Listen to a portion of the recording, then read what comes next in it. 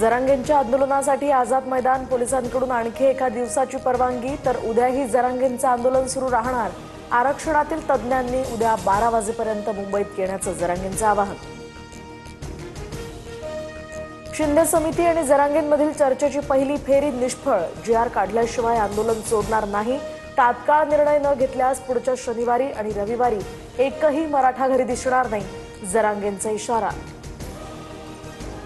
मराठवाड्यातील सर्व मराठा समाज कुणबीच, यावर तडजोड नाही। मराठवाड्यातला मराठा सरसकट कुणबी असल्याचे आदेश द्या, जरांगेंची शिंदे समितीकडे मागणी। हैदराबाद आणि सातारा गॅझेट प्रमाणे नोंदी असणाऱ्यांना उद्यापासून प्रमाणपत्र द्या। 13 महिन्यांपासून वेळ दिला, आता 1 मिनिटही देणार नाही, जरांगेंनी शिंदे समितीला सुनावलं। संपूर्ण प्रक्रिया पूर्ण करण्यासाठी आम्हाला वेळ द्या, शिंदे समितीची जरांगेंना विनंती। तर मागासवर्गीय आयोगासाठी 2 महिन्यांची मुदत मिळेल, बाकी मागण्यांसाठी वेळ मिळणार नाही, जरांगेंकडून स्पष्ट।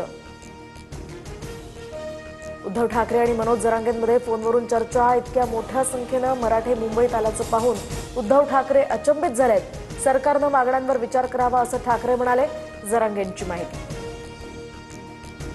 मनोज जरांगे परत का आले हे एकनाथ शिंदेंना विचारा, मराठा आरक्षणासंदर्भातील सर्व प्रश्नांची उत्तरं शिंदेच देऊ शकतील।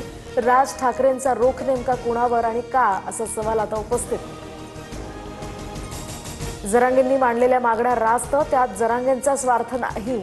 शासन त्या संदर्भात विचार करतंय, मात्र कुणी माहितीमध्ये मिठाचा खडा टाकण्याचा प्रयत्न करू नये। शिंदेंच्या शिवसेनेचे मंत्री भरत गोगावलेंचा राज ठाकरेंवर पलटवार।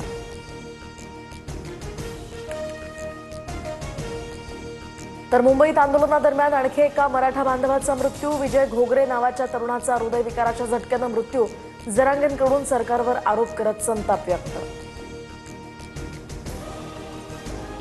मुंबई महापालिकेसमोरील रस्त्यावर मराठा आंदोलकांचा ठिय्या, रस्त्यावर मोठी वाहतूक कोंडी, तर सीएसएमटी स्थानक परिसरात जरांगेंच्या समर्थनार्थ जोरदार घोषणाबाजी।